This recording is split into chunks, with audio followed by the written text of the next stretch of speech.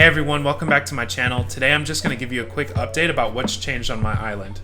My original idea for this video was to actually show you guys step by step how I terraformed and changed my entire entrance, but unfortunately that footage ended up getting corrupted. So today I'm just going to show you a couple of areas that have changed on my island. I still have a little bit of footage from when I was terraforming and laying stuff down, so I'll be able to share that as well. So let's go ahead and get right into it. So the main thing I changed here was that I used to have a waterfall here.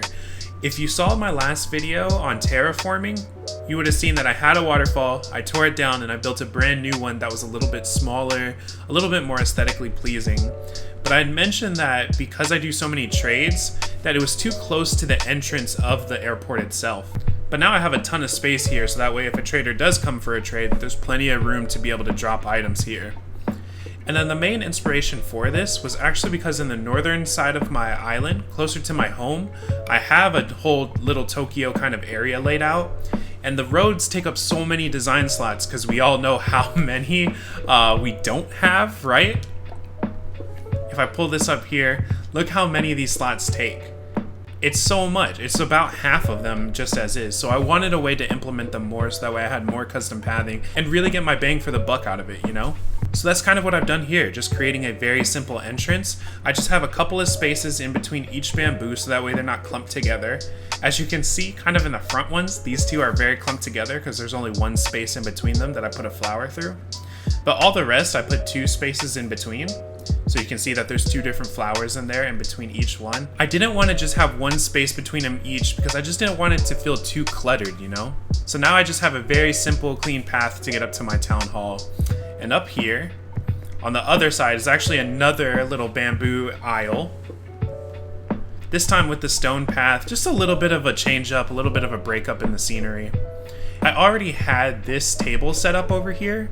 I just added a couple more bamboo in the background. I used to just have some like cherry trees or something, and then this warrior statue. A fake one, but I really like the placement of it. So back here at the town hall next to Kix, if we hang a right over here, we actually come into this little park area. There's a website called Arena. It's very similar to Pinterest almost. And there's actually a channel on Arena where I found a very similar park layout to this that I just found so beautiful. I think I might have shown off this area before in a previous video, but the park was actually about 3 spaces back from where it is now. And so I literally only brought it up 3 spaces. I had to tear everything down and just bring it up. The biggest reason why I moved it 3 up was actually to build what's there in the background, as you can kind of see so far. What I really wanted to do was create a similar effect to kind of what people are doing with the forced perspective. But how my island is already laid out, it would just be kind of too hard to redo that entire section in the back. So I wanted to find a way to create kind of this park in a city kind of vibe. So what I did here was terraform up a level, and using simple panels and a couple of bookcases, if we look up here, I kind of was able to create this park in a city kind of feel. There's a statue there, a fountain, but then I have these high-rise kind of designs built on these simple panels. And this idea came from something I saw on Reddit, I believe. Actually, it was through Discord, but it was of someone who posted something on Reddit in that Discord. Kind of confusing. But they had a very similar layout in terms of having a park with these high rises. The specific one that I saw, they didn't really have a code for what was on the panels. So scrolling through Reddit for hours probably, I stumbled upon this high rise design, which I really love for the feel of this. Kind of goes with the stone that's there, kind of matches with the benches here too, and the statue. You can actually kind of see it back there are those brick ovens. So that's what I kind of use as those chimneys, just kind of to fake it. So I haven't fully transitioned how I'm going from this park area to what I'm about to show you next. So I'm actually going to go back around through the town hall. And so if we go right from the airport entrance, I actually created out this neighborhood area. So here we have Pico's home, we have Fauna's home, Marshall and Rolf are behind them, sorry. And then if we keep coming down this way, I have the Able sisters, and I have this little sitting area that I'm not 100% sure what I'm gonna do with yet. I kind of got an idea to do an outdoor like greenery plant room kind of thing. But if I come back up here, yeah, I have Rolf's house here, I have Marshall's house. And so I tried to do these little alleys with different decorations that kind of match the personalities of the villager that lives here. So here we have Pico, who has the bird cage and this old-fashioned wash tub. And I would say hers is definitely the most disjointed so far. I'm wanting to put something else there. I just put that for placement for now. I do like the clothesline that's over here though. And then right here is Fauna, a new villager of mine. If you saw the last series I did on my channel, I spent 300 Nook Miles tickets looking for Raymond, Judy, or Fauna, and didn't get any of them in 300. So I ended up paying only 20 or 25 Nook Miles tickets, I believe, for Fauna that I just got from someone on Nookazon. So that was pretty great. And with Fauna, since her name is Fauna, I just wanted to put a ton of plants around her house. It just kind of fit right thematically to me. And then back up here I have Pashmina's house, and Pashmina, if you follow my Instagram, always is wearing really cool outfits and walking around this area, so that's why I gave her this clothesline. I also gave her an old-fashioned wash tub here. I'm not 100% sure what this bamboo basket is really for, but I just wanted to put it there for decoration, really.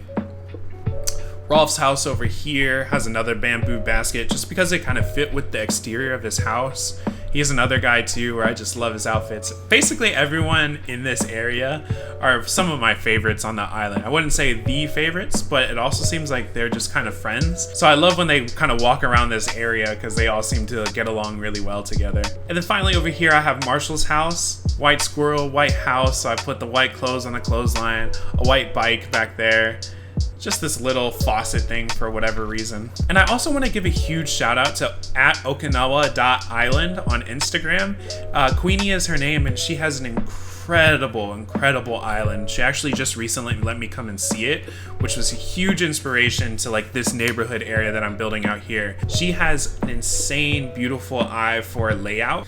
And I just really think even if you aren't so much into the city aspect of the game or creating a city, I still think her island is just so beautiful that you can at least appreciate it. So I definitely took a lot of inspiration from her. I had a friend ask me recently if I like do a whole lot of planning beforehand or if I just kind of place stuff down.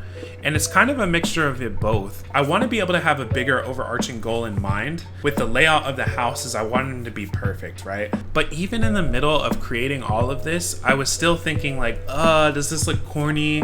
I don't really like it. But I'm telling you, once you start placing down decorations around these roads, it really starts coming together. There was just something about even a couple of hours ago where I just couldn't figure out what I wanted down this street. It just felt really boring. And I still want to put some stuff over here next to Rolf's house. But now seeing just this fan over here next to this bench, some clothing outside of the Abled sisters, even this bench here, because living in cities, I always love it when coffee shops or clothing shops have little seating areas outside for you to enjoy like a little drink or just hang out and, you know, people watch for a little bit. So that was a huge inspiration why I put this bench here. So thanks so much for watching. This one's definitely a little bit different than what I planned, but I'm really loving how this whole city area is coming together. If you enjoyed this video, please make sure to like, comment, and subscribe. I actually hate saying that, but it really does go a long way in helping this channel. So I'll see you in the next one.